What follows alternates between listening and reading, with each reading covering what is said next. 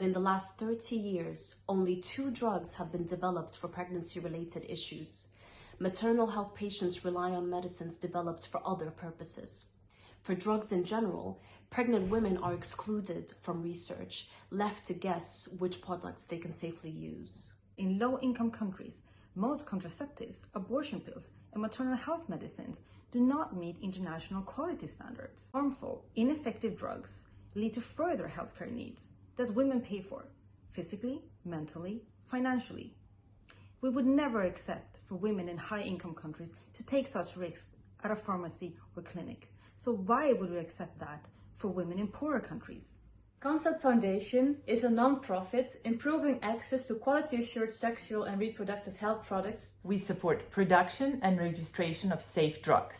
For many drugs, we are behind the global supply in the last decades, benefiting millions of women. We push for innovations to reflect women's needs, exploring inclusion of pregnant women in trials, and leading the largest clinical trial on aspirin to prevent maternal deaths with 20,000 African women.